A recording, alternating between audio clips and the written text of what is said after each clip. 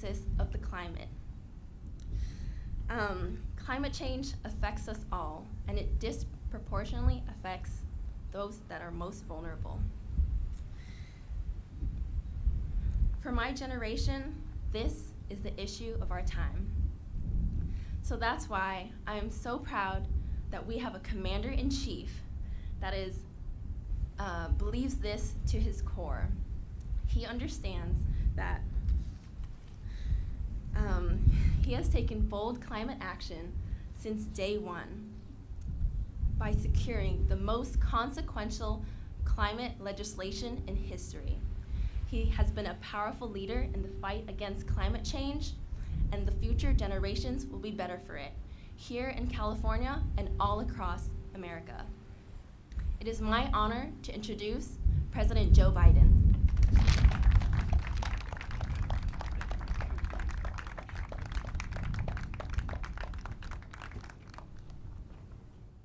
Well, thank you, China, for that introduction. Governor Newsom, I tell you what, it's nice to be here, as you said, working on something that's a positive thing going forward and not fixing something that happened very badly. We spent a lot of time in helicopters flying over areas that needed help. Folks, I want to thank Anna. Thank you, kid. You've been incredible. You've been a friend for a long time in the Congress when I was in the Senate, and you've done remarkable work. You've partnered everything from protecting the environment to improving the lives of the people in this district, and thanks to all the climate leaders that are here today. You know, we just visited the Salt Marsh, as you saw. We walked down to the end of the Safer Bay Project, and a public-private partnership that's harnessing the nature of our ability to do what this young woman in China did. You know, I always say, and I mean it sincerely, I've been around a long time in public life. I got elected when I was about your age, when I was 28 years old. And you know what? I've never been more optimistic. You and I were talking about that privately. I swear to God, I've never been more optimistic in my life. And the reason I'm optimistic is because of this generation. It's the best educated, the most engaged, the most involved, and the most consequential. They're in. Governor was telling me about when they announced the program, there's 3,000 slots and about 10,000 people immediately tried to sign on. Well, look, these wetlands act as a critical buffer between the rising tides and the communities at risk, protecting homes, property, and infrastructure against flooding. They also absorb carbon dioxide from the air, and we're right next to Route 101, and where cars and trucks emit a lot of carbon pollution. What we're seeing here is an amazing success story of how you can work together to make our communities more climate resilient. It matters. It matters. Resiliency matters. You know, I've toured many sites across the country that clearly show climate change is the existential threat to humanity. The existential threat to humanity. Here in California, the governor, you and I stood together with first responders near Monterey Bay after touring the damage that was done. The devastating storms caused historic flooding that killed 21 people.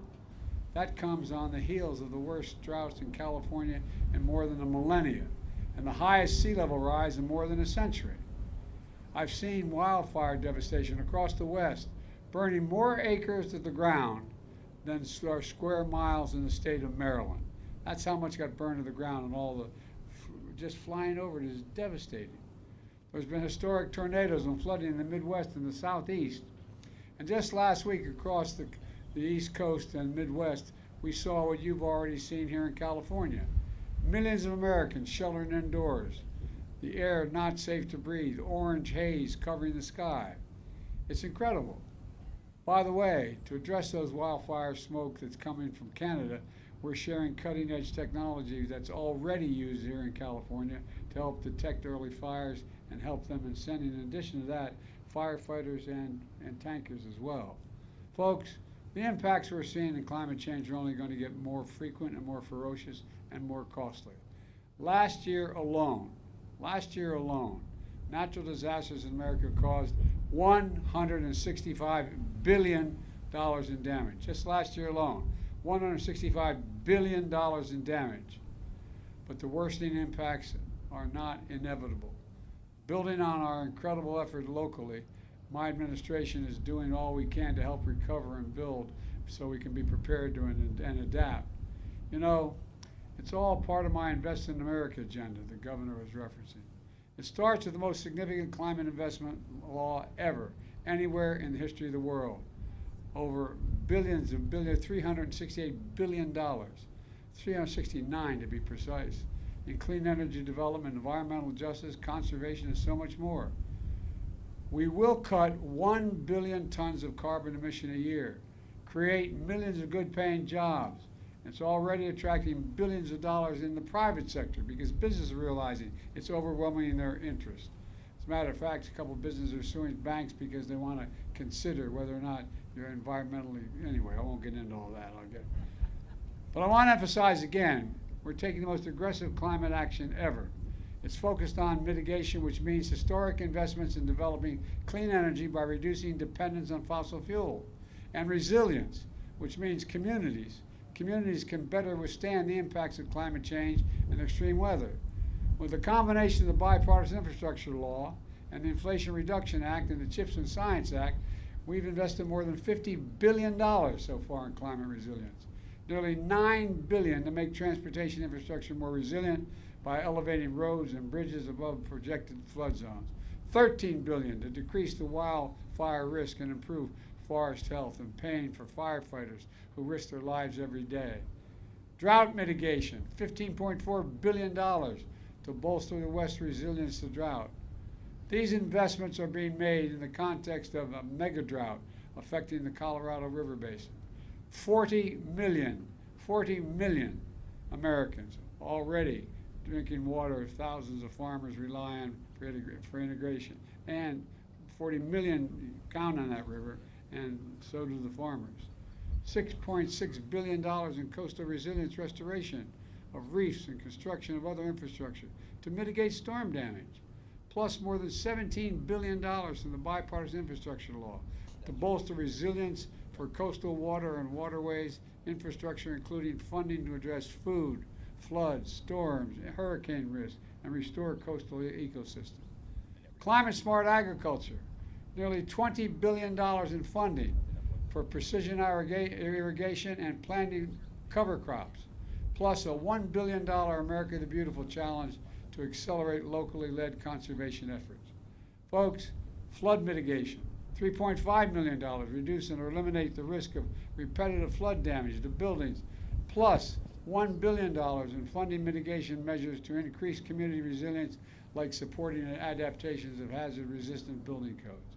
And maybe most important, I've committed that by 2020, we will have conserved 30% of all the lands and waters the United States has jurisdiction over, and simultaneously reduce emissions to blunt climate impacts. We're on our way.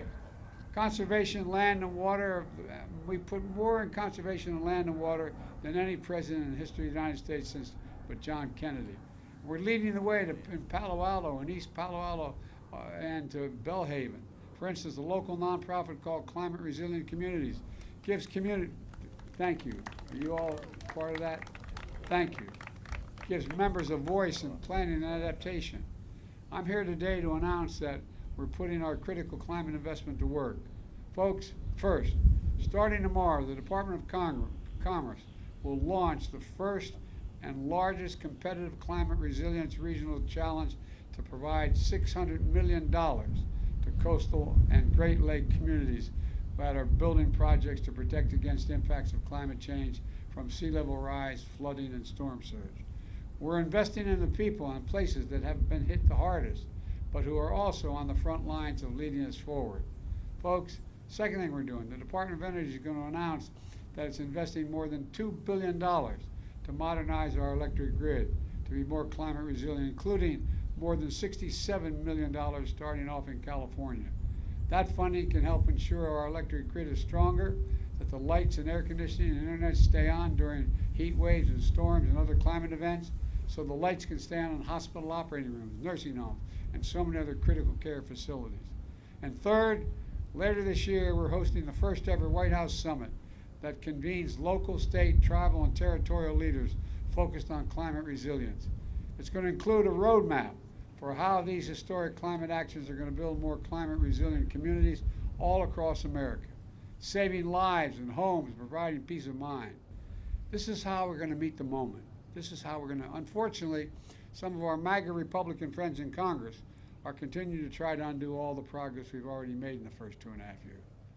They were holding the country hostage over the debt limit unless I would gut the climate provisions of the Inflation Reduction Act. I was determined not to let that happen. With your significant help, and I mean that sincerely, all of you here, particularly Ann and the House and the Congress, we didn't let that happen.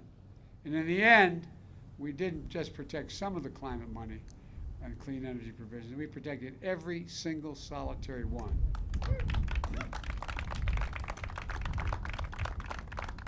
But this ain't your father's Republican Party. They're back at it again with another bill to repeal the same provisions. But with your help, we're going to stop them again. Let me close with this. Throughout our history, we're the only nation in the world that has come out of every crisis we've entered stronger than we went into it. We're doing it again here in the climate crisis. When I think of climate, I think of jobs. When I think of climate, I think of innovation. When I think of jobs, climate, I think of turning peril into progress. That's why I'm so optimistic about the future. I really am. I just have to remember who in hell we are. We're the United States of America, for God's sake. There's nothing beyond our capacity if we work together. And that's what all of you are doing here, have been doing, and we're going to continue to do. May God bless you all, and may God protect our troops. Let's go get them. Let's get this done.